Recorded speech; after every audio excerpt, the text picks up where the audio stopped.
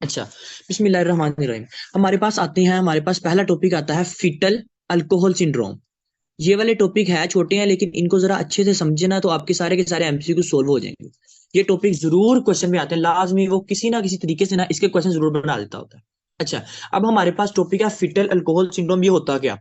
ठीक है, सबसे पहले तो मैं आपको थोड़ी सी एनेटमी बता दूं कि हमारे जो है ना लिप्स की के एनेटमी क्या होती है।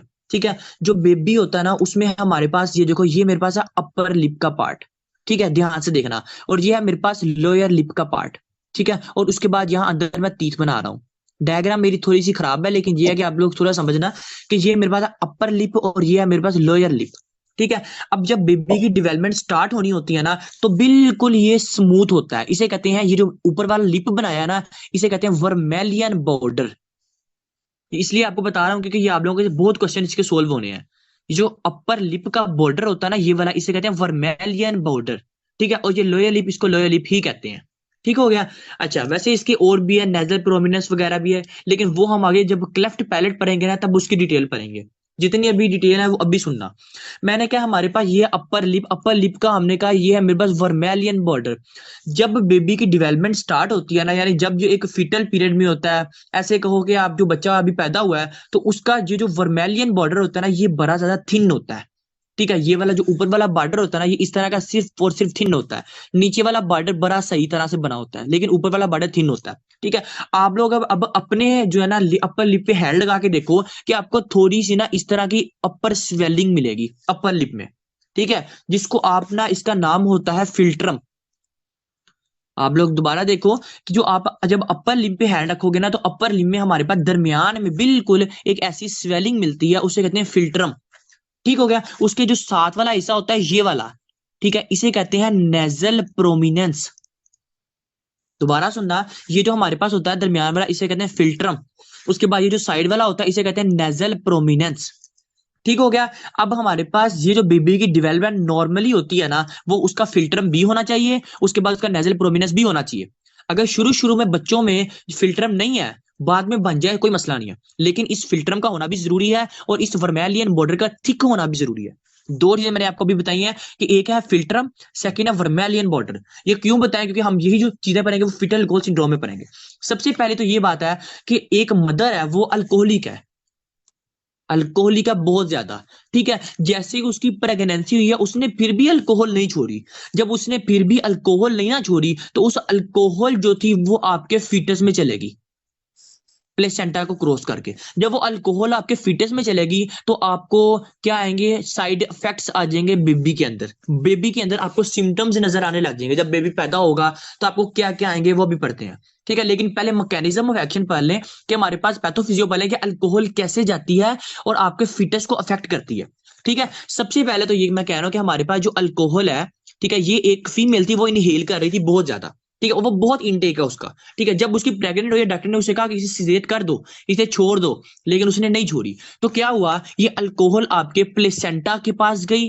ठीक है, प्लेसेंटा को क्रॉस करके वो बेबी के पास चलेगी, फीटस में। जब वो बेबी में गई तो वो कैसे साइड इफेक्ट करेंगे हम ये पहले पढ़ेंगे। जब वो बेबी में गई तो बेबी में जाके उसने क्या किया, उसने हमारे पास ये जो ब्रेन है ना, ब्रेन जिसको हम कोर्टेक्स कहते हैं, उसके अंदर आपके जो कैल्शियम है ना उसका लेवल ज्यादा कर दिया। दोबारा सुनना बात, जो अल्कोहल है जब बेबी में जाती है, बेबी के ब्रेन में जाके कैल्शियम का लेवल हाई कर देती है। अब कैल्शियम का लेवल हाई करने का मतलब क्या है? कैल्शियम एक पॉजिटिव चार्ज है। ठीक है, और मैंने आपको बताया H+ है। और H+ पॉजिटिव चार्ज जब आपका ज्यादा होता है, इसका मतलब है ये एसिडोसिस है। यानी फॉर एग्जाम्पल बात करने का मकसद ये है कि जो अल्कोहल है वो बेबी में जाके आपके कोर्टेक्स में आपके कैल्शियम का लेवल हाई कर देगी, एसिडोसिस करवा देगी। जब वो करवा देगी तो वो आगे बाद में क्या सिम्टम्स आएंगे, पहला मैंने आपको बताया, ये जाके कैल्शियम का लेवल हाई करवा देगी। ठीक है, ब्रेन के अंदर। ठीक है, अब सेकंड क्या होगा? पहली बात मैंने आपको बताया कि ब्रेन में जाके कैल्शियम का लेवल हाई हो गया। सेकंड काम, ये जो कैल्शियम होती है जब कोर्टेक्स के अंदर ज्यादा होगी ना, ठीक है, किसी भी पार्ट के अंदर कैल्शियम बॉडी के अंदर जब ज्यादा होगी तो ये क्या करेगी, एक हमारे पास जीन होती है जिसे कहते हैं बैक्स जीन। इस बैक्स जीन की जो एक्सप्रेशन है ना वो हमारे पास कर देती है ज्यादा। ठीक हो गया। अब ये बैक्स जीन की एक्सप्रेशन का मतलब क्या है? अगर आप लोगों को याद हो, अगर किसी ने पढ़ा हो, बैक सीन हमने पढ़ा था एपोप्टोसिस के अंदर। मैं थोड़ी सी बात आपको एपोप्टोसिस में बता देता हूँ कि एपोप्टोसिस कैसे होती है। हमारे पास एक जीन होती है, इसका नाम होता है बैक्स जीन, ठीक है, और एक और जीन होती है, उसका नाम होता है BCL2 जीन, ठीक है। अब होता ये है कि हमारे पास जब ये BCL2 जीन इस बैक्स जीन के ऊपर लगती है ना, फॉर एग्जांपल ये मेरे पास है बैक्स जीन, इसके ऊपर आके लग गई है BCL2 जीन। जब BCL2 और बैक्स जीन लगती है ना, तो आपका जो अपोप्टोसिस होती है ना, यानी सेल की डेथ, वो नहीं होती, ठीक हो गया। लेकिन जब हमारे पास ये जो बैक्स जीन होती है या BCL2 जीन होती है, इन दोनों में से ये तो जो BCL2 जीन है ये कम होगी। जब ये बॉडी के अंदर कम हो जाएगी तो बैक्स जीन ज्यादा हो जाएगी, और जब बैक्स जीन ज्यादा हो जाती है उसकी वजह से फिर अपोप्टोसिस होती है। ये मैंने आपको थोड़ा सा आपको बता दिया अपोप्टोसिस का, डिटेल में नहीं बताया लेकिन थोड़ा सा बता दिया ताकि आपको पता हो। हमने क्या कहा कि अल्कोहल जब बेबी के पास गई तो बेबी में जाके उसने आपके ब्रेन को पहले इफेक्ट किया। सेकंड काम क्या किया, उसने आपके बैक्स जीन को ज्यादा कर दिया। बैक्स जीन को ज्यादा करने का मतलब ये है कि आपकी अपोप्टोसिस करवा दी, ठीक हो गया ये चीज। उसके बाद क्या किया, उसके बाद हमारे पास जो बेबी है ना, उसका जो माइटोकॉन्ड्रिया, हर सेल के अंदर तो माइटोकॉन्ड्रिया होता है, उस माइटोकॉन्ड्रिया की फंक्शन को कम कर दिया। ये बहुत ज्यादा इंपॉर्टेंट बातें थी, मैंने आपको बता दी। लेकिन ये आपसे किसी भी जो है ना एग्जाम के अंदर पूछेगा ना, एनएलई में ना वगैरह ना एएमपी वगैरह में कहीं भी नहीं पूछेगा।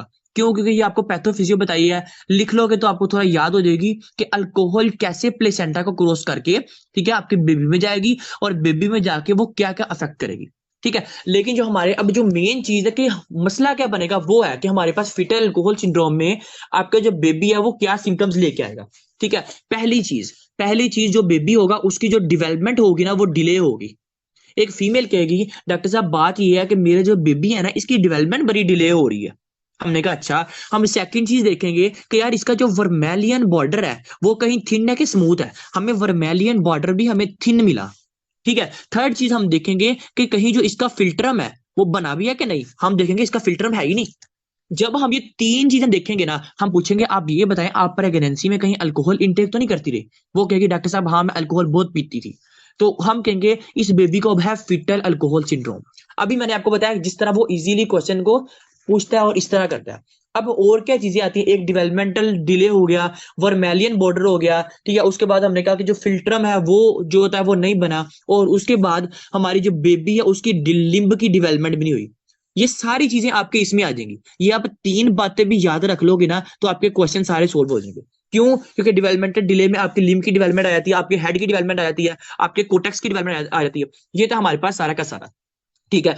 फिटल अल्कोहल सिंड्रोम में मैं अगर दोबारा एक बार रिवाइज करना चाहूं तो मैं कहूंगा कि फिटल अल्कोहल सिंड्रोम के अंदर जो अल्कोहल है वो बेबी में जाएगी, बेबी में जाके कैल्शियम के लेवल को हाई करेगी, उसके बाद आपके एपोप्टोसिस करवा देगी। ये था इसका मैकेनिज्म ऑफ एक्शन। उसके बाद क्या होगा, ये जो फिटल फिटल है अल्कोहल सिंड्रोम में जो बच्चा आएगा वो डेवलपमेंटल डिले के साथ आएगा, वर्मेलियन बॉर्डर थिन के साथ आएगा, या उसका फिल्टर नहीं होगा, या उसके लिम्ब की डेवलपमेंट नहीं होगी, ठीक हो गया। बुक में कुछ और काजेस भी हैं लेकिन आप लोगों ने ये चीजें याद रख लो जिससे आपके कोई भी क्वेश्चन नहीं रहेगा। ये था हमारे पास फिटर अल्कोहल सिंड्रोम। उसके बाद जो हमारे पास सेकंड आता है वो आता है हमारे पास न्यूनेटल एब्स्टियन सिंड्रोम। अब ये न्यूनेटल एब्स्टियन सिंड्रोम क्या होता है, ये भी बड़ा ज्यादा मजेदार सिंड्रोम है, ये आपको कभी नहीं भूलेगा अगर आप याद करोगे, क्योंकि ये ऐसा सिस्टम है। अब देखो, ये इसके लिए पहले सुनना कि एक मदर थी, ठीक है, वो ना प्रेगनेंसी में भी एक फीमेल अपनी प्रेगनेंसी में अपोइड्स यूज बहुत करती थी, ठीक है। अब ये अपोइड्स क्या होते हैं, हमारे पास एक ड्रग आती है उसका नाम होता है डेक्स्ट्रोमेथोर्फन। मैंने एक एक एग्जांपल बताई है, डेक्स्ट्रोमेथोर्फन हम यूज करते हैं कफ के लिए, ठीक है। ये मैंने आपको रिस्पिरेटरी में बताई पढ़ाई थी। लेकिन बात यह है कि न्यू नेटल एब्सियन सिंड्रोम होता क्या, एक फीमेल थी वो अपोइड यूज बहुत करती थी, ठीक है, उसने प्रेगनेंसी में भी अपोइड यूज बहुत किया। अब उसकी वजह से बेबी में अफेक्ट आ गया। लेकिन देखो इधर हमने पढ़ा कि जो मदर थी वो अल्कोहल यूज करती थी जिसकी वजह से फिटल अल्कोहल सिंड्रोम हो गया। इधर हम पढ़ेंगे कि आपकी जो वो मदर थी वो अपोइड यूज करती थी जिसकी वजह से न्यू नेटल एब्सियन सिंड्रोम हो गया। लेकिन इन दोनों में एक बड़ी मेन चीज है क्या, अब जो बेबी को है ना, जब बेबी हमारे पास ये पैदा होगा ना तो ये ट्रेमर्स के साथ पैदा होगा, उसको सीजर्स आ रहे होंगे, उसको एपिलिप्सी हो सकती है, ठीक है, जिसको हम न्यूनेटल एपिलिप्सी भी कहते हैं। यानी बेबी जो होगा वो बिल्कुल सही नहीं होगा, एबनॉर्मल होगा। फिर हम इसको ट्रीट कैसे करेंगे, जाहिर बात है बेबी पैदा हो गया, हमें कुछ ना कुछ तो करना पड़ेगा।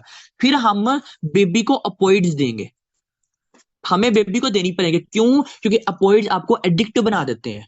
अब फॉर एग्जाम्पल मैं इस चीज को दोबारा समझना मेरी बात, कि देखो एक मदर थी, वो अपोइड यूज बहुत करती है, ठीक है, उसे अपोइड यूज बहुत किए हैं, किसी भी रीजन की वजह से बहुत ज्यादा किए हैं, ठीक है, कोई मसला था, ठीक है, जो जो हमारे पास के नहीं यूज करने थे उसने किए हैं। अब अपोइड यूज करने की वजह से उसने, वो खुद तो एडिक्टेड थी, उसने बेबी को भी एडिक्टेड करवा दिया। जब बेबी भी एडिक्ट हो गया अपोइड्स का, ठीक है, अब बेबी हमारे पास वो ड्रग छोड़ नहीं सकता, ठीक है, जब वो बेबी पैदा होगा तो वो क्या सिम्टम्स के साथ आएगा, वो ट्रेमर के साथ आ सकता है, वो सीजर के साथ आ सकता है, ठीक है, उसकी डेवलपमेंटल डिले हो सकती है, ठीक है। मेन चीज थी कि बेबी जो का एबनॉर्मल पैदा हुआ है। अब हम इसको क्या करेंगे, हमें फिर अब बेबी को अपोइड्स देने पड़ेंगे, बेबी को अब हम अपोइड्स देंगे ताकि वो जो सिम्टम्स है वो ठीक हो। ये बहुत ज्यादा एक क्रिटिकल कंडीशन आ जाती है, क्योंकि आप बेबी को अब अपोइड्स दे रहे हो जो कि नहीं देने चाहिए, लेकिन देने क्यों पड़ रहे हैं, क्योंकि बेबी अब एडिक्टेड हो गया है। अगर हम उसको नहीं देंगे तो वो सीजर हो जाएंगे, ट्रेमर हो जाएंगे, उसको एपिलिप्सी हो सकती है, ठीक है, हत्ता के पैरालिसिस भी हो सकता है, क्योंकि उसको वो चीज नहीं मिल रही, बेबी उसका आदी हो गया। ये था अच्छा, हमारे पास न्यू नेटल एब्स्टिन। जी जी। जब हम उसको पॉइंट्स देंगे वो उससे ट्रेमर से तो बच जाएगा, लेकिन वो वैसे भी तो खतरनाक होगा ना। मैंने आपको कहा ना, वैसे वो बच्चा बहुत खतरनाक हो जाएगा, उसको अब मसले और भी बन सकते हैं, मे भी उसकी जल्दी डेथ हो जाए, ठीक है, क्योंकि अपॉइंट उसको दे रहे हैं, लेकिन अब वो एडिक्ट हो गया है, ठीक है, जहां उसने भाईजान जल्द लेट जाके मरना था, अब वो जल्दी भी मर सकता है, क्योंकि अब वो एडिक्ट हुआ पड़ा है अपॉइड्स का। अब हम उसको अपॉइड्स देंगे ताकि उसके सिम्टम्स रिलीफ आए, ट्रेमर हो सकते हैं, सीजर हो सकते हैं। अब देखो, अब उसका मसला क्या बना, उसकी वजह से उसको टैकीकार्डिया, यानी जो बच्चा है उसका हार्ट रेट बहुत ज्यादा है, जबकि बच्चों का जो हार्ट रेट है वो इतना नहीं होना चाहिए, ठीक है, बच्चों का हार्ट रेट बहुत ज्यादा है, उसको स्नीजिंग के सिम्टम्स आ रहे हैं। अब मैं कहता हूँ एक क्वेश्चन बनाता हूँ, कि एक फीमेल आई है, ठीक है, वो कहती है डॉक्टर साहब बात है कि मेरा बच्चा है, ठीक है, इसको सीजर्स आते हैं, ठीक है, हमने कहा आपको ऐसे पता लगा सीजर आते हैं, तो वो कहता है कि इसकी जो टंग है वो जुबान के नीचे आ जाती है, ठीक है, उसके बाद हमारे पास किया कि इसकी टैकीकार्डिया, इसका हार्ट रेट बहुत ज्यादा रहता है, उसको स्नीजिंग आती है, ट्रेमर्स आते हैं, हिलता बहुत ज्यादा है, ठीक है, लथार्जी वगैरह कोई भी सिम्टम्स कहे। उसके बाद हम उससे पूछेंगे आप ये बताओ कि आप प्रेगनेंसी में क्या चीज यूज करती थी, उसने कहा डॉक्टर साहब मैं अपोइड्स की एडिक्टेड थी इस वजह से। हमने कहना है हाँ ये जो है इसको इसे कहते हैं न्यू नेटल एब्स्टियन सिंड्रोम। अब हम इसकी वजह से क्या मसला बनेगा, अब हमें बेबी को वो अपोइड देने पड़ेंगे, ठीक है, लेकिन बेबी ये है कि बाद में थोड़ी देर बाद ठीक हो जाता है, यानी आप अपोइड्स दे जाओ बेबी को, ठीक है, उसके साथ आप ना ग्लूकोज दे दो, नॉर्मल सलाइन वगैरह दो, जिसकी वजह से जो बेबी है वो अपने आप को थोड़ा सा ठीक कर लेता है। ओके ये था ओके। हमारे पास सेकंड, न्यू नेटल एब्स्टियन सिंड्रोम, ठीक है, ये भी आपका बहुत ज्यादा इंपॉर्टेंट था। अच्छा, अब जो हम टॉपिक स्टार्ट करने लगे हैं ना, वो है कि आपको, जिस तरह हम एम्ब्रियो है ना, एम्ब्रियो के टॉपिक्स थे, ये थोड़े पैथो के टॉपिक्स हैं दो, ठीक है, लेकिन हमारे पास जो अब टॉपिक है वो एम्ब्रियो का है। हमारे पास है प्लेसेंटा। अच्छा, अब ये प्लेसेंटा क्या होता है, याद रखना है। पहली तो बात ये कि प्लेसेंटा की हमारे पास होती है दो लेयर्स। फॉर एग्जांपल मैं कहता हूं ये है मेरे पास एक प्लेसेंटा, ठीक है, इस प्लेसेंटा की होती हैं दो लेयर, एक होती है हमारे पास ये वाली, इसे कहते हैं साइटोट्रोफोब्लास्ट। जहां भी ट्रोफोब्लास्ट का नाम आए ना, आपने याद रख लेना ये कहीं प्लेसेंटा की लेयर की बात कर रहा है, ठीक है। एक होती है साइटोट्रोफोब्लास्ट, एक होती है सिंशियोट्रोफोब्लास्ट। अब ये जो साइटोट्रोफोब्लास्ट होती है ना, ये हमारे पास इनर लेयर होती है, ठीक है, जो हमारे पास ये जो लेयर होती है ना, इसमें आपका विलाई एसिड प्रेजेंट होता है, इस तरह के विलाई लाइक स्ट्रक्चर्स प्रेजेंट होते हैं। ये जो साइटोट्रोफोब्लास्ट होती है, ये इनर लेयर होती है, इसमें आपके विलाई प्रेजेंट होते हैं। ये विलाई क्यों प्रेजेंट होते हैं इसकी अभी बात करते हैं। उसके बाद ये होता है सिंसियोट्रोफोब्लास्ट, ठीक है, साइटोट्रोफोब्लास्ट के अंदर विलाई प्रेजेंट होते हैं, ठीक है, और ये सिंसियोट्रोफोब्लास्ट होते हैं, इसका काम होता है आपके जी। HCG को रिलीज करना, ठीक है, ये कल भी आपको बात बताई थी। HCG एक हार्मोन भी है, एक बायोमार्कर भी है, ठीक हो गया, जिसकी दो टाइप्स होती है, एक अल्फा एचसीजी, एक बीटा एचसीजी, ठीक है, वो भी याद ना रखो। बात यह है कि प्लेसेंटा के हमारे पास दो लेयर्स हैं, एक है साइटोट्रोफोब्लास्ट, एक है सिंसियोट्रोफोब्लास्ट। साइटोट्रोफोब्लास्ट के ऊपर विलाई प्रेजेंट है और सिंसियोट्रोफोब्लास्ट में विलाई नहीं प्रेजेंट। इसका काम है सिर्फ कि HCG को रिलीज करना, ठीक है। अब मैं थोड़ी सी आपको बताऊं कि ये देखना, ये है मेरे पास फीटस, ठीक है, ये है फीटस, ठीक है, हमें कैसे सेंटा ट्रांसफर करेगा चीजों को मदर से बेबी, ये है फीटस। उसके बाद ये मेरे पास पड़ा है प्लेसेंटा, ठीक है, ये प्लेसेंटा की दो लेयर्स हैं, एक इनर लेयर है और एक आउटर लेयर है। इनर लेयर में विलाई प्रेजेंट है, आउटर लेयर में कोई चीज प्रेजेंट नहीं है, ठीक है। उसके बाद ये है मदर, ये फीटस है। अब जारी बात है, यहां से इस मदर से चीज जानी है आपके यहाँ ट्रांसफर होके फीटस के अंदर, यानी मदर से जो ब्लड है, ये इम्यूनोग्लोबिन है, उसने जाना है फीटस में, थ्रू प्लेसेंटा के थ्रू जाना है, ठीक हो गया। अब हमारे पास जो है ना, इसने हमारे पास ये जो एक ये थी मेरे पास साइटोट्रोफोब्लास्ट, ये सिंसियोट्रोफोब्लास्ट। अब इधर मेरे पास बिटवीन द यूट्रस, देखो फॉर एग्जाम्पल मैं कहता हूँ ये है मेरे पास यूट्रस, ठीक है, यहाँ आके प्लेसेंटा जुड़ा है ना, यहाँ आके प्लेसेंटा जुड़ा है ना, और ये प्लेसेंटा इसकी दो लेयर्स हैं, एक साइटो है और एक सिंसियो है, ठीक है। अब जारी बात है इस सिंसियो ट्रोफो ये जो लेयर है इसके ऊपर भी तो कोई चीज प्रेजेंट है ना, जहां से आपकी मदर से आनी है, वेन्स आनी है और आर्टरीज आर्टरीज आनी है, ठीक है। अब हमारे पास इस लेयर को कहते हैं डेसिडुआ बेसिलस। फॉर एग्जाम्पल दोबारा सुनना मेरी बात कि ये है मदर, ठीक है, मदर के बाद एक स्ट्रक्चर आती है यहाँ जिसने ट्रांसफर करना होता है, उसका नाम होता है डेसिडुआ बेसिलस, ठीक है। उसके बाद होती है हमारे पास सिंचियोट्रोफोब्लास्ट और फिर होती है साइटोट्रोफोब्लास्ट और फिर आता है फीटस, ठीक है। अब मदर ने कोई भी ब्लड देना ना, पहले वो जाना है इस डेसिडुआ बेसिलस के अंदर, फिर इस डेसिडुआ बेसिलस से जाना है आपके सिंचियोट्रोफोब्लास्ट में, फिर जाना है साइटोट्रोफोब्लास्ट में और फिर जाना ये फीटस के अंदर। यानी इस तरह एक ब्लड जो है वो मदर से जाता है फीटस के अंदर, ठीक है। अब जारी बात है कोई बंदा है उसके अंदर डेसिडुआ बेसिलस नहीं है, ठीक है, तो क्या होगा, आपके मदर से कोई भी चीज आपकी फीटस के अंदर नहीं जा पाएगी। अब ये डेसिडुआ बेसिलस करता क्या है, प्लेसेंटा तो चलो ठीक है ना, इसके अंदर आपकी अम्बिलिकल आर्टरीज होती है, अम्बिलिकल वेन्स होती हैं, लेकिन डेसिडुआ बेसिलस इसके अंदर हमारे पास ना ऐसे हमारे पास एक फ्लूइड होता है, इसे कहते हैं फ्लूइड भी होता है और एक एम्प्टी कैविटी भी होती है। कोई भी आपको कहे कि व्हाट इज डेसिडुआ बेसिलस, आपने कहना है ये हमारे पास एक फ्लूइड लाइक एम्प्टी कैविटी है, ठीक है, एक फ्लूइड लाइक एम्प्टी कैविटी है जिसके थ्रू आपके ब्लड ने ट्रांसफर होना होता है प्लेसेंटा में। जारी बात है जब प्लेसेंटा में हो जाएगा तो फिर प्लेसेंटा से फीटस में भी चला जाएगा।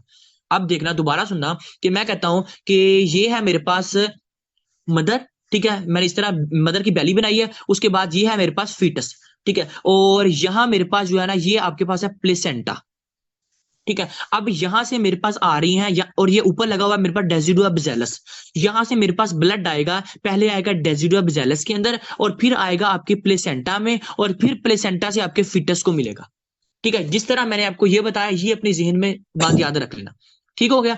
अब मैंने आपको बता दिया साइटोट्रोफोब्लास्ट का, सिंसियोट्रोफोब्लास्ट का काम क्या है। सिंसियोट्रोफोब्लास्ट का काम ये है कि आपका एचसीजी सेक्रीट करना, ठीक है। अब ये जो एचसीजी है ना इसकी दो टाइप से को बताइए, एक बताया अल्फा एचसीजी और एक बताया बीटा एचसीजी, ठीक है। जब आपको मैंने एंडो पर आई थी ना तो मैंने आपको एक बात बताई थी कि अल्फा एचसीजी जो होती है ना वो सबकी सेम, यानी अल्फा पार्ट सबका सेम होता है, ये बात बताई थी। सेम का मतलब क्या है, सेम का मतलब ये है कि देखो मेरे पास हार्मोन्स है, फॉर एग्जांपल मेरे पास है एफएसएच है, मेरे पास एलएच है, मेरे पास टीएसएच है, मेरे पास जीएनआरएच है, ठीक है, मेरे पास सीआरएच है, यानी सारे के सारे हार्मोन है। इस सारे हार्मोन्स के दो पार्ट्स होते हैं, एक होता है अल्फा पार्ट, एक होता है बीटा पार्ट, ठीक है। अल्फा पार्ट सबका सेम होता है, ठीक है, अल्फा पार्ट कभी भी डिफ्रेंशिएट नहीं करता कि ये आपका ये वाला हार्मोन है, ठीक है। फॉर एग्जाम्पल आप सिर्फ ये याद रख लो कि अल्फा पार्ट जो होता है वो हार्मोन को कहते हैं, लेकिन जो बीटा पार्ट है वो बताता है कि ये कौन सा हार्मोन है और इसका काम क्या है, ठीक है। आपका वैसे ये भी बात नहीं थी याद करने वाली लेकिन आपको बताइए,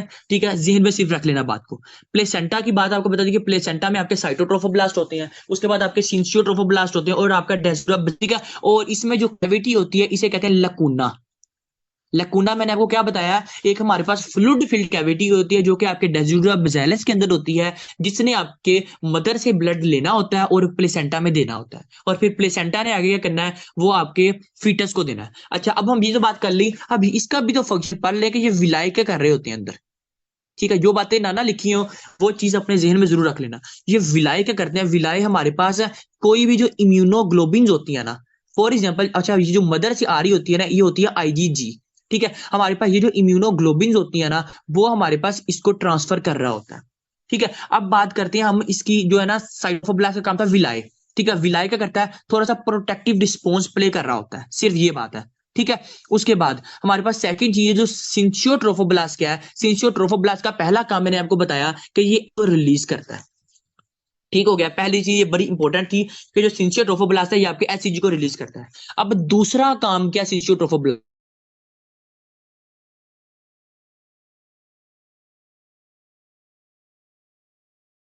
का, ऐसी, ठीक है। मुझे ना ये लेक्चर के एंड पे ही मैं आपको पूरी डिटेल बताऊंगा कि ये आपके सेंटा कैसे कैसे मैसेज के प्रोजेस्टेरोन को रिलीज करो, लेकिन फंक्शन क्या है कि एचसीजी सेक्रेट करना, सेकंड आपके प्लेसेंटा आपके प्रोजेस्टेरोन को रिलीज करवाता है। थर्ड काम क्या है, हमारे पास ना रिसेप्टर्स होते हैं, आपने पैथो में जनरल पैथो में पढ़ी है, नहीं भी पढ़ी तो कोई मसला नहीं, पढ़ लेंगे। हमारे पास होते हैं MHC1 रिसेप्टर और MHC2 रिसेप्टर्स। ये हमारे पास क्या होते हैं, जहां भी ये आ जाए, ठीक है, इसका मतलब ये है कि अगर हमारे पास कोई भी रिस्पॉन्स आया, ठीक है, कोई भी बैक्टीरिया वगैरह आया तो ये बड़ा अच्छा रिस्पॉन्स प्ले करेगा। लेकिन हमारे पास ये MHC जो 1 होता है ना, ये बेबी के अंदर क्या करता है, ये कोई भी जो मदर है ना, फिर ये बात मेरी सुनना दोबारा, ये मैं आपको इधर अगले पेज में बताता हूँ। ये देखना, मैं कहता हूँ ये है मदर, ठीक है, और ये फीटस। यहां से मेरे पास फॉर एग्जाम्पल मदर के अंदर एक बैक्टीरिया ने एक्ट कर दिया है, मदर को बैक्टीरियल इन्फेक्शन हो गई है। अब हमारे पास इस फीटस को ना होए तो वो कौन कौन बचाता है, वो हमारे पास बचाता है MHC 1। सिर्फ ये चीज याद रखो कि MHC 1 करता क्या है, MHC 2 भी होता है, लेकिन MHC 1 करता क्या है, अगर कोई भी इन्फेक्शन मदर को ही है तो वो कहीं फीटस को ना हो जाए, इस वजह से ये करवाता है। और ये करवा कौन रहा है, ये आपका सिंचियो ट्रोफोब्लास्ट लेयर करवा रही है। मैंने आपको बताया 2 काम है, पहला हमारे पे 3 काम है, सॉरी, पहला है कि HCG की सिक्रेशन करवाना, सेकंड काम है कि आपके प्लेसेंटा को स्टिमुलेट करना कि प्रोजेस्टेरोन को रिलीज करवाए, ठीक है। प्रोजेस्टेरोन का भी हम फंक्शन बाद में पढ़ेंगे अलग से। उसके बाद जो थर्ड होता है उस काम ये है कि जो MHC सिक्रेशन है उसको करवाना, जिसकी वजह से जो आपकी मदर क्या इम्यूनिटी है, मदर से कोई मसला ना बने, आपके फीटस को ना बन जाए, ठीक है। ये तो हमारे पास प्लेसेंटा इंपॉर्टेंट आपको पता होनी चाहिए, ठीक। अब उसके बाद हमारे पास आता है एमनियोटिक फ्लूइड, ठीक है। आपको प्लेसेंटा का पता लग गया। अब एमनियोटिक फ्लूइड क्या होता है, एमनियोटिक फ्लूइड बेसिकली, ये जब आपको रिस्पिरेटरी पर आई थी ना, उसमें आपको ये बात बताई थी कि एमनियोटिक फ्लूइड बेसिकली क्या है, ये जो है ना बेबी का जो फीटस है उसका यूरन है। फॉर एग्जाम्पल हमारे पास होता ये मेरे पास है एक किडनी, ये है दूसरी किडनी, और ये मैं फीटस की बात कर रहा हूँ, ठीक है। यहां से मेरे पास फ्लूइड निकला है, एक्सक्रीट हुआ है, ठीक है, यहां से निकला है, और ये है एमनियोटिक फ्लूइड। और यही जो एमनियोटिक फ्लूइड है ना, वो बेबी इनहेल कर लेता है। मैंने आपको बताया था कि जो एमनियोटिक फ्लूइड है ना, ये करता क्या है, जो बेबी अपना यूरिन निकालता है ना, उसी को ही इनहेल कर लेता है। और ये बड़ा ज्यादा इंपॉर्टेंट रोल प्ले करते हैं लंग्स की डेवलपमेंट के लिए। आपके लंग्स की डेवलपमेंट इस वजह से होती है कि आपका जो एमनियोटिक फ्लूइड है ना, वो आपका लंग्स को जाके मैच्योर करता है। वो करता कैसे है, यानी इस तरह कहते हैं कि जो बेबी होता है वो अपना ही यूरिन इनहेल कर लेता है, जिसे आप एमनियोटिक फ्लूइड कहते हो, ठीक है। अब एक फ्लूइड की नॉर्मल रेंज क्या होती है, इसकी होती है 5 सेंटीमीटर टू 25 इंडेक्स, ठीक है। अब ये 5 to 25 का मतलब क्या है, इसका मतलब ये है कि बेबी नॉर्मली जो है एक दिन के अंदर इतना ज्यादा यूरिन बनाएगा, यानी इतना एमनियोटिक फ्लूइड बनाएगा और इतना एमनियोटिक फ्लूइड इनहेल करेगा, ठीक है। अगर मैं कहूं कि एक बेबी है उसके अंदर लेस देन 5 बन रहा है, लेस देन 5 सेंटीमीटर आपका जो एमनियोटिक फ्लूइड है वो निकल रहा है और कम बन रहा है, तो हमारे पास ये क्या होगा, इसे कहेंगे ओलिगोहाइड्रोमियास, ठीक है। अगर हमारे पास कहेंगे बेबी के अंदर एमनियोटिक फ्लूइड बड़ा ज्यादा बन रहा है, उसे हम कहेंगे पॉलीहाइड्रोमियास। ये दोनों एबनॉर्मेलिटीज है। यानी फॉर एग्जांपल मैंने आपको बताया एक बेबी है, ठीक है, वो नॉर्मली क्या करता है, वो अपना ही जो यूरिन है वो एमनियोटिक फ्लूइड जिसे कहते हैं वो निकालता है और इसे इनहेल कर लेता है, ठीक है। और नॉर्मल उसकी होती है रेंज 5 to 25। लेकिन अगर किसी भी एबनॉर्मेलिटीज की वजह से, जो हम आगे पढ़ेंगे, किसी भी एबनॉर्मेलिटीज की वजह से आपका एमनियोटिक फ्लूइड है उसकी तादाद कम हो जाए, अगर एमनियोटिक फ्लूइड की तादाद कम हो जाएगी हम उसे कहेंगे ओलिगोहाइड्रोमियास। लेकिन अगर एमनियोटिक फ्लूइड की तादाद बहुत ज्यादा हो जाए उसे कहेंगे पॉलीहाइड्रोमियास, ठीक है। अब हम इनमें डिफरेंशिएट करते हैं कि हमारे पास ओलिगोहाइड्रोमियास क्या होता है और हमारे पास पॉलीहाइड्रोमियास क्या होता है, ये आपको पता होना चाहिए। अच्छा, अब ये देखो कि मैं कहता हूं कि कोई ऐसा बंदा, कोई ऐसा बच्चा जिसके अंदर प्लेसेंटा का मसला है, ठीक है, जिसके अंदर प्लेसेंटल इंसफिशियंसी है। अब जारी बात है उस वो जो बच्चा है उसके अंदर एमनियोटिक फ्लूइड बनेगा ही नहीं। अब प्लेसेंटा के मसले की वजह से एमनियोटिक फ्लूइड क्यों नहीं बनेगा, क्योंकि मदर से ब्लड नहीं आ रहा। जब ब्लड नहीं आ रहा तो वो जो बेबी है वो किडनी को नहीं दे रहा, जब बेबी किडनी को नहीं दे रहा तो एमनियोटिक फ्लूइड नहीं निकल रहा, ठीक है। यानी प्लेसेंटा की इनसफिशियंसी की वजह से या प्लेसेंटा के मसले की वजह से आपका जो है वो एमनियोटिक फ्लूइड नहीं बन रहा या कम बन रहा है, उसे कहते हैं ओलिगोहाइड्रोमियास। फॉर एग्जाम्पल मैं आपको कहता हूं कि यार आप जो है ना 300 अमाउंट ऑफ जो है ना पानी पीते हो, जब आप 300 अमाउंट ऑफ पानी पीते हो ना तो रात को आपका 250 अमाउंट ऑफ जो यूरिन है ना वो निकल जाता है, ठीक है। फॉर एग्जाम्पल 300 भी कह लो, यानी आप जितना पानी पीते हो उतना पानी निकल जाता है। लेकिन ये पानी कब है, अगर मैं कहूं कि आपके अंदर ब्लड ही बड़ा कम है, अगर आपके अंदर ब्लड ही बड़ा ज्यादा कम है तो क्या आपकी जो बॉडी होगी वो सही तरह से यूरिन को निकाल पाएगी, नहीं निकाल पाएगी। क्यों, क्योंकि जब ब्लड कम होगा तो आपके किडनी को ब्लड नहीं मिलेगा, जब किडनी को ब्लड नहीं मिलेगा तो किडनी सही तरह से यूरिन नहीं एक्सक्रीट करेगा। इसी तरह ही कि प्लेसेंटा की इनसफिशियंसी की वजह से आपको ओलिगोहाइड्रोमियास हो जाती है, ठीक है। ओलिगोहाइड्रोमियास क्या है कि आपका जो एमनियोटिक फ्लूइड है वो बहुत कम बनेगा, ठीक है। सेकंड चीज, आपको अगर किडनी का मसला बने, ठीक है, अगर मैं कहूं कि एक फीटस है उसके रेनल का मसला है, ठीक है, फिर भी उसको एमनियोटिक फ्लूइड नहीं बनेगा, सारी बात है प्लेसेंटा के मसले की वजह से भी, रेनल के मसले की वजह से आपको नहीं बनेगा। ठीक है, उसके बाद हमारे पास हम बात करते हैं पॉलीहाइड्रोमियाज में हमारे पास क्या क्या सीन बनेगा। देखो ना, ओलिगोहाइड्रोमियाज में क्या था, कोई मसला है, या तो उसको प्लेसेंटा का मसला है, या उसको रेनल का मसला है, या अगर मैं एक्स्ट्रा लिखना चाहूं मैं कहूंगा ब्लैडर का मसला है। ठीक है, सारी बात है, जब ब्लैडर का मसला होगा तो फिर भी एमनियोटिक फ्लूइड एक्सक्रीट नहीं नहीं होगा। बनेगा। ठीक है, और वो आपके लंग्स को नहीं मिलेगा, यानी फीटस को नहीं मिलेगा, तो वो ओलिगोहाइड्रोमियाज है। ठीक है, अगर बात करें हम पॉलीहाइड्रोमियाज क्या होता है, पॉलीहाइड्रोमियाज का मतलब ये कि एमनियोटिक फ्लूइड जो है ना वो 25 सेंटीमीटर से 25 इंडेक्स से ज्यादा बन रहा है। सेंटीमीटर नाभिक को इंडेक्स कह लो इसे। ठीक है, 25 इंडेक्स से इसकी अमाउंट ज्यादा बन रही है। अब वो ज्यादा का मतलब क्या है, देखो फॉर एग्जाम्पल ये है कि जो एक बेबी है, फीटस है, उसका जो रेनल है ना, यानी जो किडनी है वो बिल्कुल ओके है। ठीक है, किडनी बिल्कुल सही तरह से काम कर रही है, लेकिन उसके अंदर मसला ये है कि उसका इसोफेगस का मसला है। यानी वो जो है ना एमनियोटिक फ्लूइड को इनहेल नहीं कर पा रहा, जिसे कहते हैं इसोफेजियल अट्रेजिया। अट्रेजिया कहते हैं ब्लॉकेज होगी। ठीक है, या एक बंदा है उसको ड्यूडिनल अट्रेजिया, ड्यूडिनम का मसला है। देखो ना, अब वो जो है एमनियोटिक फ्लूइड है, फॉर एग्जांपल मैं कहता हूं कि एक बेबी है, वो अपना एमनियोटिक फ्लूइड निकाल रहा है बहुत ज्यादा। ठीक है, वो अपना 25 26 अमाउंट ऑफ एमनियोटिक फ्लूइड निकाल रहा है, एक्सक्रीट कर रहा है, लेकिन जो फीटस है यानी उस वो खुद यही जो एमनियोटिक फ्लूइड है वो इनहेल नहीं कर पा रहा। जब वो इनहेल करता है तो वो यहां जाके अटक जाता है इसोफेगस के अंदर और फिर वापस आ जाता है। ठीक है, इसकी वजह से हमारे पास एबनॉर्मेलिटीज आ जाती हैं, उसे कहते हैं पॉलीहाइड्रोमियाज। अब दोबारा सुनना मेरी बात कि एमनियोटिक फ्लूइड में मैंने आपको क्या बात बताई कि इसका जो जो बेबी होता है वो अपना ही फीटस, सॉरी, जो फीटस होता है वो अपना ही यूरिन को एक्सक्रीट करता है और खुद ही लंग्स की डेवलपमेंट करवाने के लिए, बॉडी की डेवलपमेंट करवाने के लिए वो एमनियोटिक फ्लूइड को इनहेल कर लेता है। इसका जो नॉर्मल होती है वो होती है 5 to 25 इंडेक्स। अब अगर तो हमारे पास रेशियो उसकी 5 से कम है, हम उसे कहेंगे ओलिगोहाइड्रोमियाज। अगर तो 25 से ज्यादा तो इसे कहेंगे पॉलीहाइड्रोमियाज। अब ओलिगोहाइड्रोमियाज किस वजह से होगी, इसको रटाना मारो, समझ के करना कि ओलिगोहाइड्रोमियाज क्यों होगी। जारी बात है, जब रेशियो 5 से कम होगी, यानी किस वजह से हो सकता है कि उसको प्लेसेंटल इंसफिशियंसी ठीक है, हो सकता है कि उसको रेनल का मसला हो, किडनी का मसला हो सकता है उसको ब्लैडर का मसला हो, जिसकी वजह से उसको जो एमनियोटिक फ्लूइड है वो बन ही नहीं रहा। यानी ओलिगोहाइड्रोमियाज का मतलब है एमनियोटिक फ्लूइड है ना वो बन ही नहीं रहा या बहुत कम बन रहा है। पॉलीहाइड्रोमियाज का मतलब है कि एमनियोटिक फ्लूइड बहुत ज्यादा बन रहा है। ठीक है, या हमारे पास बन रहा है, बेबी यूज नहीं कर रहा, जिस वजह से बहुत ज्यादा इकट्ठा हो रहा है। फॉर एग्जाम्पल मैं कहता हूं कि ये मेरे पास है एक फीटस। ठीक है, इसकी जो फीटस है उसकी ये किडनीज है, उसने ये एक्सक्रीट किया और ये एमनियोटिक फ्लूइड एक्सक्रीट करना है, उसके बाद ये माउथ है। ठीक है, अब हो ये रहा है कि इसने यहां से एक्सक्रीट करी जा रहा है, करी जा रहा है, करी जा रहा है, करी जा रहा है। ठीक है, लेकिन यहां से इसके ब्लॉकेज होने की वजह से वो इनहेल नहीं कर पा रहा। जब वो इनहेल नहीं कर पाएगा तो ये एमनियोटिक फ्लूइड क्या करेगा, ये तो निकल ही जाएगा ना, ये निकल निकल के यहां हमारे पास एमनियोटिक फ्लूइड बहुत ज्यादा हो जाएगा, यानी ग्रेटर देन 25 इंडेक्स बढ़ जाएगा। फिर हम इसे कहेंगे ये है पॉलीहाइड्रोमियाज। ठीक है, ये था हमारे पास ओलिगोहाइड्रोमियाज और पॉलीहाइड्रोमियाज में डिफरेंस, ये बहुत ज्यादा इंपॉर्टेंट था इसलिए आपको बता दिया। ठीक है, उसके बाद कोई मुझे जुहैर आप बताओ मुझे कि ओलिगोहाइड्रोमियाज की वजह से क्या होता है, आपको एक सिंड्रोम होता है। Potter sequence. हाँ, इसकी वजह से आपको होता है पोटर सिंड्रोम होता है या पोटर सीक्वेंस होता है। इस ठीक है, ये आपको पढ़ाया था रिस्पिरेटरी में कि रेनल में पढ़ा था। या अच्छा, मैंने अब हमारे पास जो, रेस्पिरेटरी में भी पढ़ा था, रेनल में भी पढ़ा था, दोनों में। हाँ ये, हाँ क्योंकि ये बहुत ज्यादा इंपॉर्टेंट टॉपिक है इस वजह से। अच्छा, हमारे पास जो आता है ना उस एक टॉपिक आता है अब कि ट्वीनिंग। ट्वीनिंग क्या होती है। अच्छा, अब ये ट्वीनिंग के पहले इसके आपको है ना नॉर्मल बता दूं कि नॉर्मल डेवलपमेंट कैसे हो रही है। ठीक है, सबसे पहले तो मैं ये कहता हूं कि ये है मेरे पास एक एग। ठीक है, और ये एग यहाँ ये है स्पर्म। ठीक है, जब ये स्पर्म और एग मिलते हैं ना तो हमारे पास देखो ये एक सेल है। ठीक है, ये एक सेल है, स्पर्म एक सेल है और ये ओवम भी एक सेल है। जब ये दोनों चीजें मिलेंगी तो क्या बनाएंगी, सबसे पहले इसे कहते हैं टू सेल डिवीजन।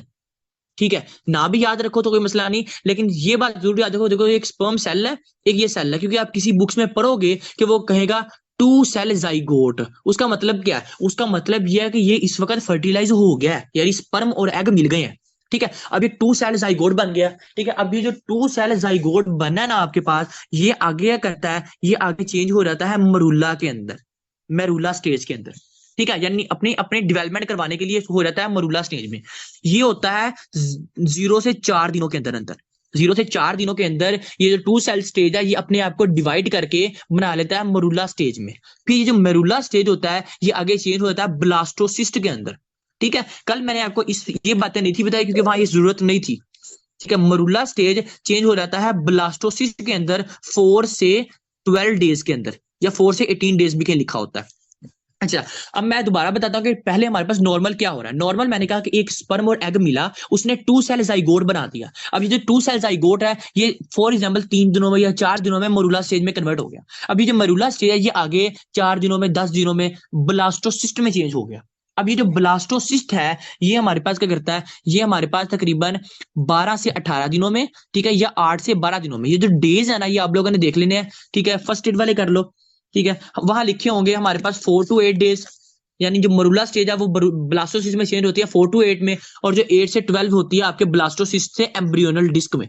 लेकिन आप किसी एम्ब्रियो की बुक पढ़ोगे ना, तो उसमें फिर 12 डेज लिखा होगा और 18 लिखा होता है। अच्छा चलो, मेरुला स्टेज चेंज होता है ब्लास्टोसिस्ट में, और ब्लास्टोसिस्ट आगे हमारे पास चेंज होता है एम्ब्रियोनल डिस्क के अंदर, ठीक है। यानी इस तरह आपकी एम्ब्रियोनल डिस्क की डेवलपमेंट हो रही है, ठीक है। अब ये एम्ब्रियोनल डिस्क बनी है, अब क्या होगा, अब बच्चा बन गया पूरा। अब देखना, ये मेरे पास है एक ब्लास्टोसिस्ट, ब्लास्टोसिस्ट ही उसने लेकिन डिवाइड करवा के एम्ब्रियोनल डिस्क कह दिया है, ये मेरे पास है। अब इसमें मेरे पास क्या है, एक ये मेरे पास है प्लेसेंटा लगा हुआ, ठीक है, और ये मेरे पास है एक एमनियोटिक कैविटी, और ये मेरे पास है बच्चा, फिटस अटैच हो गया। यानी अब एक मैं आपको वैसे बता दूं जो मैं बताना भूल गया हूं, हमारे पास होती है, एक होती है टर्म जिसे कहते हैं कोरियोन, और एक होती है टर्म उसे कहते हैं एमनियोन। कोरियोन जब भी आपने वर्ड पढ़ना है आपने कहना है ये है प्लेसेंटा, और एमनियोन जब भी वर्ड पढ़ना है आपने कहना है एमनियोटिक कैविटी, ठीक है, या एमनियोटिक फ्लूइड। अब हमारे पास ये होती है एमनियोटिक कैविटी, और कोरियोन जब भी आपने पढ़ना है इसे कहते हैं प्लेसेंटा, ठीक है। अब ये देखो, मेरे पास एक स्पर्म आया और एक एग आया। जब ये आए, इसने 2 सेल स्टेज बनाई, 2 सेल स्टेज ने आगे मरूला बनाया, मरूला ने आगे ब्लास्टोसिस्ट बनाया, ब्लास्टोसिस्ट ने आगे एम्ब्रियोनल डिस्क बनाई, और फिर उसने आपको बना दिया फीटस। अब ये कैसे बनाया इसने, कि देखो एक ही हमारे पास इधर प्लेसेंटा है और एक ही एमनियोटिक कैविटी है, ठीक है। इसे कहते हैं हमारे पास मोनोकैरियोनिक और मोनो एमनियोटिक।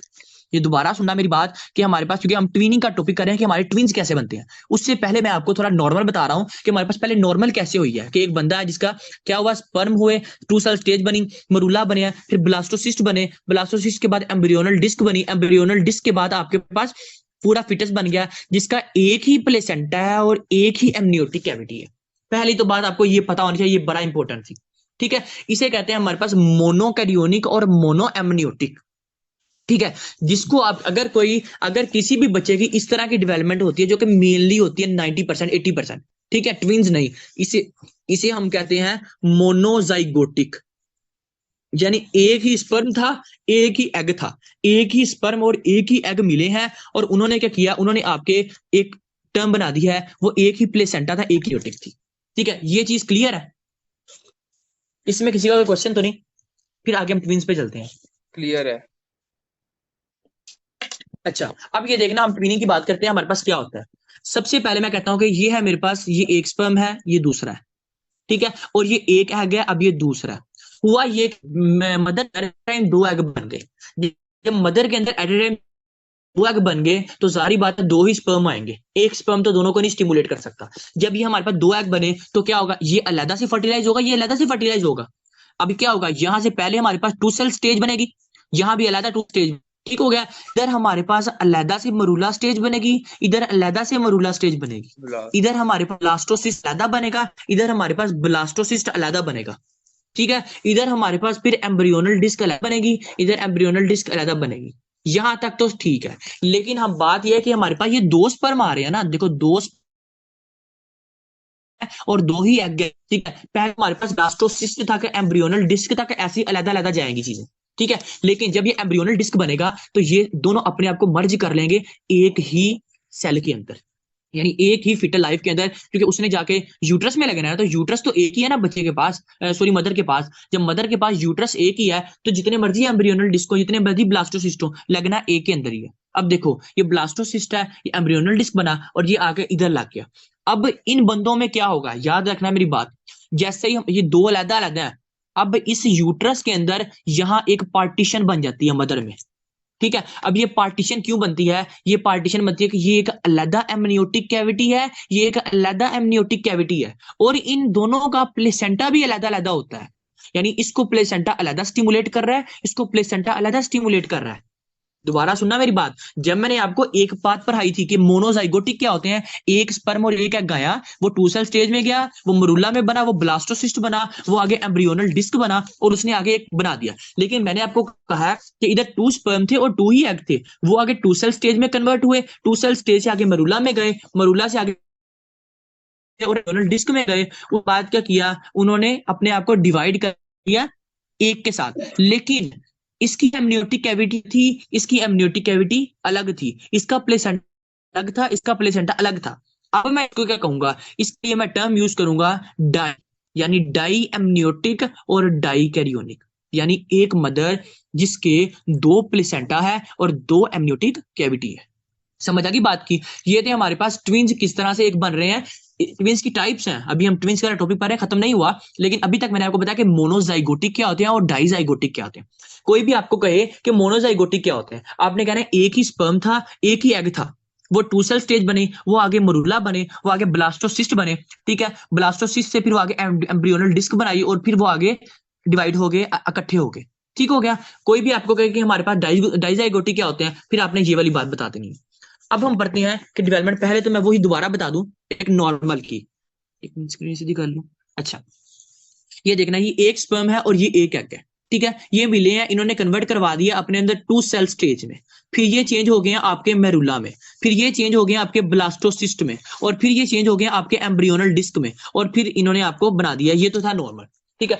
फॉर एग्जाम्पल मैं ये कहता हूं कि हमारे पास अब ये टू सेल स्टेज बनी है, यानी आपकी ये स्टेज बनी है, अभी तक आपकी टू सेल स्टेज बनी है, अभी आपका मरूला स्टेज नहीं बना, ठीक है, अभी इतना है, ठीक है। जब ये आपका टू सेल स्टेज बनी है, अगर तो जो बेबी है, इसे मैंने आपको बताया था 0 से 4 डेज के अंदर मरूला स्टेज में कन्वर्ट होती है, ठीक है।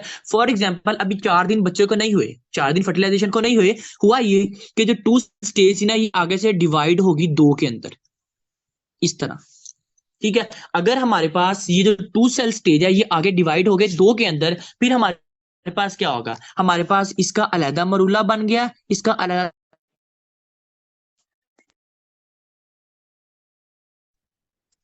आवाज आ रही है मेरी?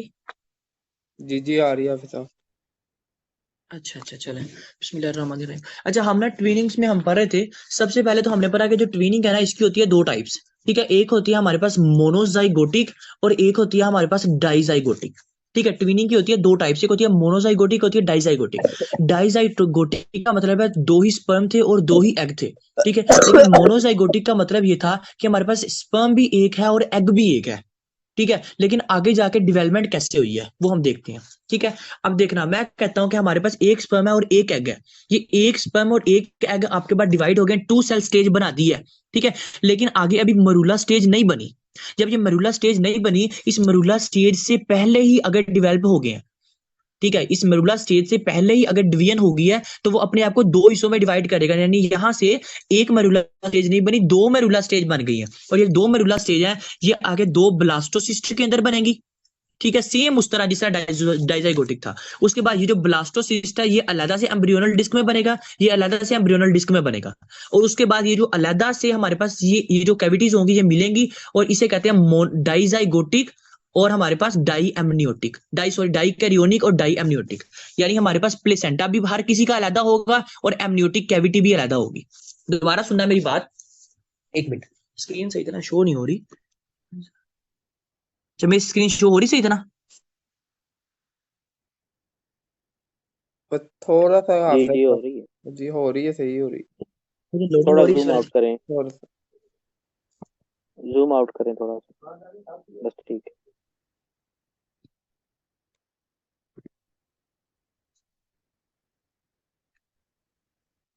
एक मिनट।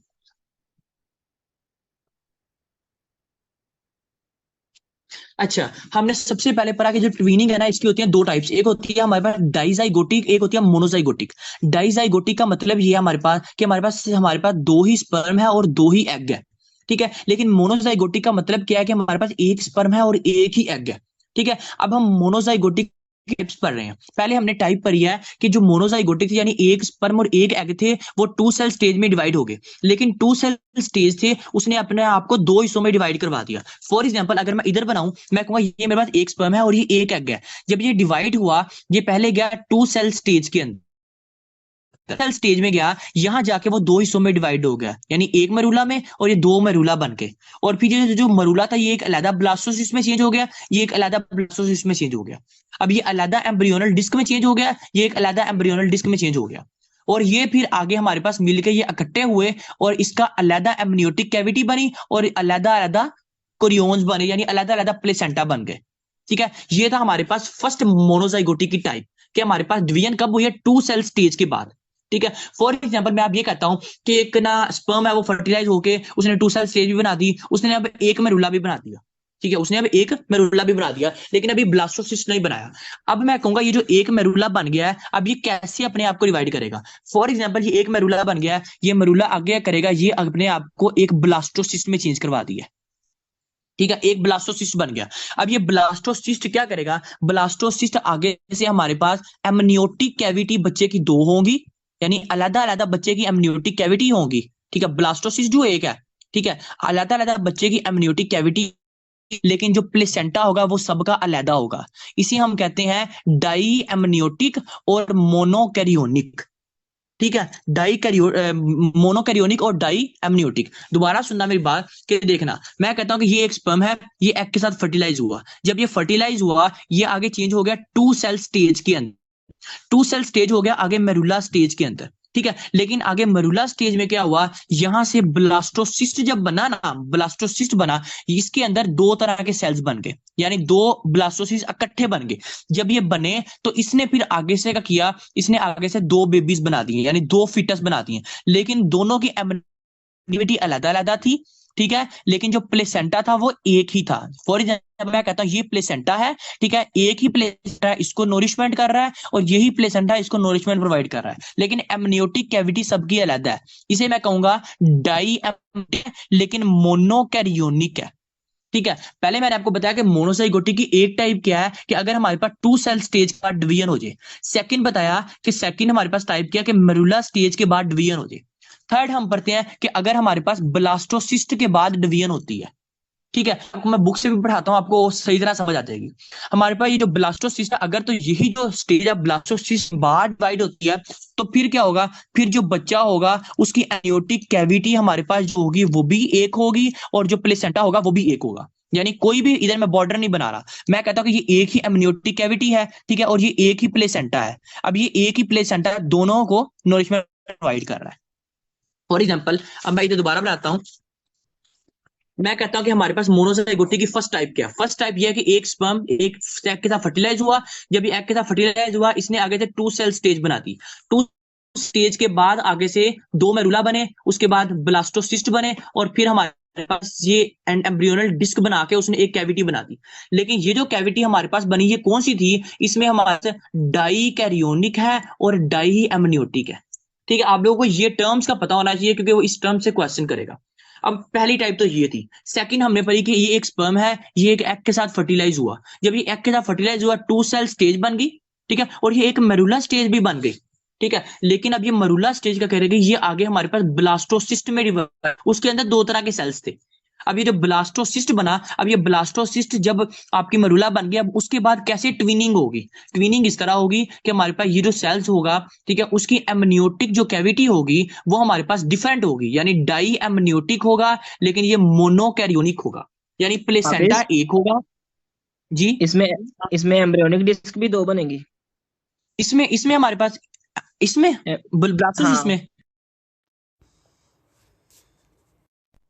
एम्ब्रियोनल अच्छा, डिस्क भी एक है और वो आगे, लेकिन जब डिवीजन हुई है ना तो डिवीजन अलग अलग हो गई है, यानी अंदर ना मरूला स्टेज एक थी, लेकिन जब ब्लास्टोसिस्ट बना ना तो ब्लास्टोसिस्ट के अंदर 2 तरह के सेल्स आ गए।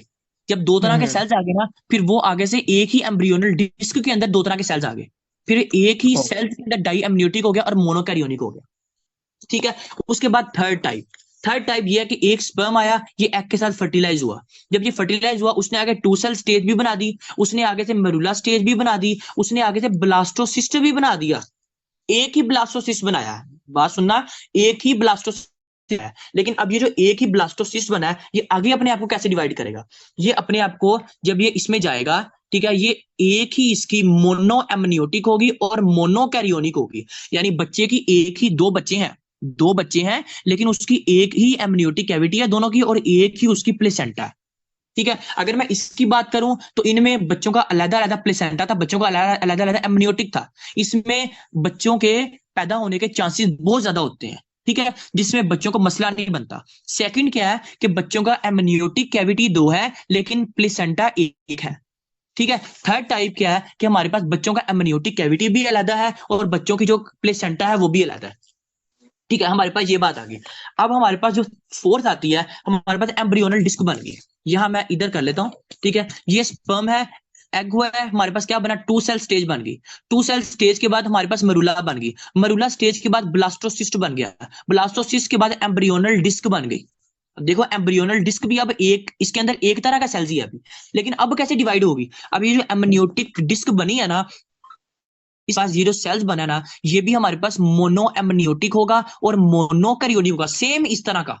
लेकिन फर्क क्या होगा, फर्क ये होगा कि ये जो बच्चे होंगे ये कंज्वाइंट होंगे। यानी आपने देखा होगा कि बच्चे होते हैं, उनके जो होते हैं ना फेस जुड़े होते हैं, ठीक है, या उनकी बॉडी जो होती है वो जुड़ी होती है, ठीक है, या उनके जो होता है हार्ट होता है वो एक होता है, या उसका नर्वस सिस्टम एक होता है। यानी वो जो बच्चे होते हैं उनको आप इस लिस्ट में लाओगे, उसको आप इस लिस्ट में लाओगे। देखो हुआ क्या, मैं अब ट्विनिंग को अगर टॉपिक को दोबारा एक्सप्लेन करूं तो कहूंगा कि सबसे पहले हमारे पास था एक स्पर्म आया और एक ही एग आया। जब एक स्पर्म और एक एग, ठीक है, फर्टिलाइज हुआ तो उसने 2 सेल स्टेज बनाई। 2 सेल स्टेज से अगर वो डिवाइड हो जाता है तो वो 2 में मरूला और 2 मरूला के अंदर चला गया। फिर मरूला आगे ब्लास्टोसिस्ट में गया, वो एम्ब्रियोनल डिस्क में बना के उसने बच्चे की अलग अलग प्लेसेंटा था, अलग अलग एम्ब्रियोटिक थी, ठीक है। अगर मैं एक बनाऊं, ये मेरे पास एक फिगर है, अब आप लोगों ने मुझे एक बात बतानी है, मैं बनाता हूँ। ये मेरे पास अब एक एमनियोटिक कैविटी अलग अलग है, ठीक है, एमनियोटिक कैविटी अलग अलग है, लेकिन जो प्लेसेंटा है वो दोनों का सेम है।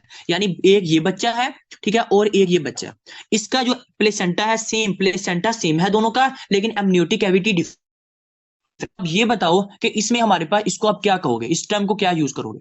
वो इस तरह क्वेश्चन करता है, एमनियोटिक कैविटी अलग अलग है, यानी इसको आप कहोगे डाई एमनियोटिक, ऐसा ही है, लेकिन प्लेसेंटा मोनोक्रोनिक, एक ही है, ये हम मोनोक्रोनिक। कहेंगे मोनोकैरियोनिक, ठीक है। इस तरह से आप लोगों ने याद रखना है। और जी आपसे पूछ सकता है कि यार आप ये बताओ कि जो मोनो डाई डाई एमनियोटिक है और मोनोकैरियोनिक है, ये किस स्टेज के बाद डेवलप हुई है।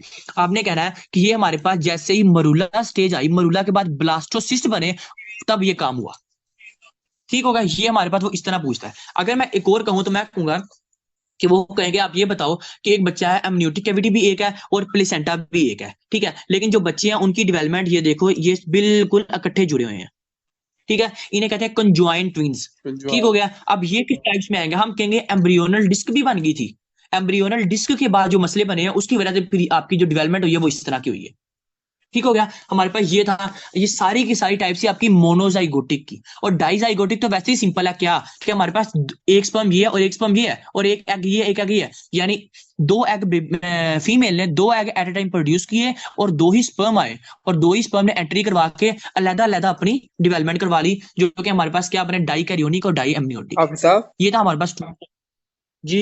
मोनोजाइगोटिक से भी ट्विनिंग हो रही है, ठीक है, और डाइजाइगोटिक जो भी वो अलग अलग करेंगे अपने, वो उससे भी ट्विनिंग हो रही है।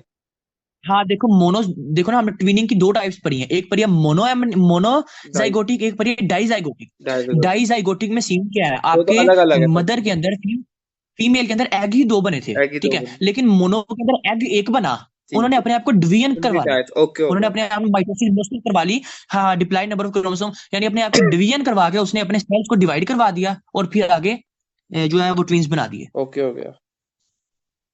ठीक हो गया। हमारे पास ये टॉपिक था, ठीक है। और इसमें से किसी का भी कोई क्वेश्चन हो तो पूछ ले जरूर,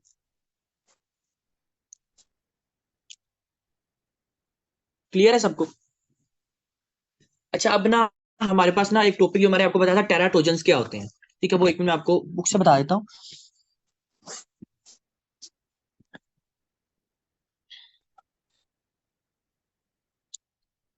अच्छा ये टेराटोजन सुनना, हमारे पास टेराटोजन किसे कहते हैं, टेराटोजन कहते हैं कि हमारे पास कोई ऐसा, कोई भी कहे कि यार आप ये बताओ कि एक कौन सी मेडिसिन है जो कि टेराटोजेनिसिटी करवाती है, ठीक है। आपने कहना है कि टेराटोजन या टेराटोजेनिसिटी ऐसी मेडिसिन होती हैं कि एक यूज कर रही थी, ठीक है। फॉर एग्जाम्पल मैं कहता हूं कि ना मैं जो है ना मुझे दिल का मसला है, ठीक है, मैं उसके लिए मैं बीटा ब्लोकर, ठीक है, बीटा ब्लोकर यूज कर रहा हूं या मैं एस इनहिबिटर यूज कर रहा हूं, ठीक है। लेकिन जब हमारे पास फीटस आएगा, ठीक है, यानी एक फीमेल की बॉडी है वो बीटा ब्लॉक को यूज कर रही है, लेकिन जब फीटस आएगा वो तब भी वो यूज कर रही है, जिस तरह मैंने आपको अपोइड्स की एग्जांपल बताई थी। ठीक है, तो उसकी वजह से फिर बेबी में क्या अबनॉर्मेलिटीज आ सकती हैं।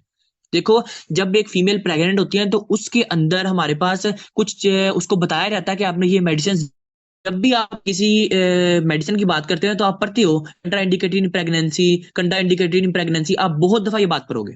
ठीक है, अब हमारे पास कौन कौन सी मेडिसिन हैं जो कि आपने प्रेगनेंसी में नहीं लेनी, जिसकी वजह से आपके बच्चे में अफेक्ट होगा और बच्चे को मसला बनेगा, उसे कहते हैं टेराटोजेंस। यानी कोई ऐसी मेडिसिन जो प्रेगनेंसी में कंट्रा इंडिकेटेड हो उसे टेराटोजेंस कहते हैं। फॉर एग्जाम्पल मैं कहता हूं कि एक फीमेल है वो एस इनहिबिटर्स ले, एक मिनट देखना, कोई ऐसी जो एस इनहिबिटर्स ले रही है, ठीक है, उसको अगर एस इनहिबिटर्स लेगी, उसको डॉक्टर ने कहा कि ना लो, वो एस इनहिबिटर्स ले रही थी, अब बच्चे में क्या इफेक्ट होगा, बच्चे को रेनल फेलियर हो सकता है, बच्चे को ओलिगोहाइड्रोमियास हो सकता है, बच्चे को हाइपोकालवारिया हो सकता है। कालवारिया कहते हैं कि अब जो बच्चा है ना उसकी जो फेस है ना उसकी डेवलपमेंट सही तरह से नहीं हो पा रही, उसके लिम्ब की डेवलपमेंट सही तरह से नहीं, उसे कहते हैं हाइपोकालवारिया। अच्छा, अब हमने कहा कि आप ये बताओ कि एक बच्चा आया, ठीक है, उसको ना ओलिगोहाइड्रोमियाज है, ठीक है, या उसको हाइपोकालवारिया है, ठीक है, तो आप पूछोगे कि आप ये बताओ आप प्रेगनेंसी में कौन सी मेडिसिन लेती है, तो आपने कहना है, वो कहेगी कि मैं जो है ना मुझे दिल का मसला था तो मुझे डॉक्टर ने कोई मेडिसिन देंगी, तो आपने कहा था हाँ ये इस इनहिबिटर्स लेती थी जिसकी वजह से बच्चे को हाइपोकालवारिया, ये मेडिसिन कंट्रा इंडिकेटेड है, ये आपने यूज नहीं करनी। ठीक है, अच्छा, और ये मसला कब बनाती है, ये आपके 8वें वीक के बाद बनाती है। अच्छा, अब मैं कहता हूं कि अल्कालेटिंग एजेंट्स, अगर कोई फीमेल अल्कालेटिंग एजेंट्स लेती है तो मल्टीपल अनोमलीज होंगी। ठीक है, ईयर का मसला हो सकता है, फेशियल का मसला हो सकता है। अगर कोई फीमेल अमाइनो ग्लाइकोसाइड्स लेती है तो ये ऑटोटॉक्सिसिटी बच्चे के अंदर। अगर कोई फीमेल एंटी एपिलेप्टिक ड्रग्स लेती है तो फिर बच्चे क्या होगा, बच्चे के अंदर न्यूरल ट्यूब का डिफेक्ट हो जाएगा, कार्डियक डिफेक्ट हो जाएगा, क्लेफ्ट पैलेट वगैरह हो जाएंगे। अगर कोई फीमेल डाइएथाइल स्टिलबेस्ट्रोल लेती है, जो बच्चा है उसको यानी फीमेल है तो वेजाइनल क्लियर सेल एडिनोकार्सिनोमा हो सकता है, कंजेनिटल मुलेरियन एनोमलीज हो सकती है। ये आप लोगों को ऐसे ही याद करनी पड़ेगी क्योंकि ये बड़ी ज्यादा इंपॉर्टेंट है। वो फॉर एग्जांपल यहाँ हमने अब एक टॉपिक पढ़ा था फीटल अल्कोहल सिंड्रोम, यहाँ एक पढ़ा था हमने, कहा था फीटल, ये देखो ये अल्कोहल, यानी अगर एक फीमेल अल्कोहल ले रही है तो बच्चे को क्या होगा, फीटल अल्कोहल सिंड्रोम।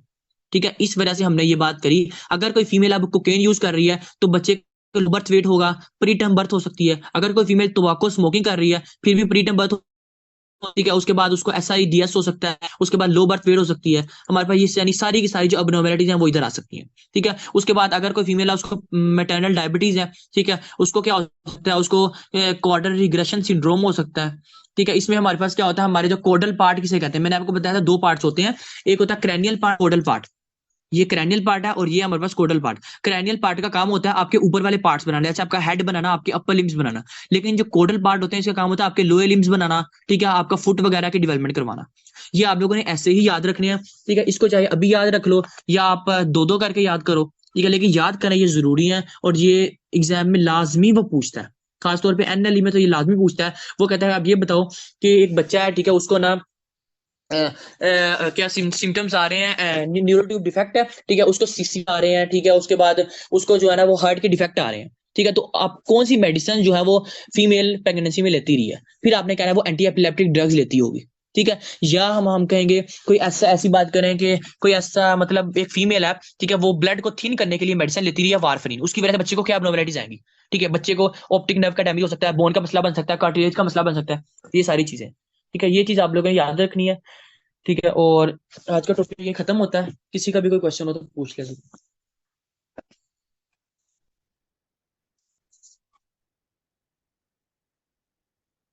क्लियर है सबको? क्लियर है, आप बताओ। चलो ठीक हो गया यार फिर। ओके, अल्लाह हाफिज।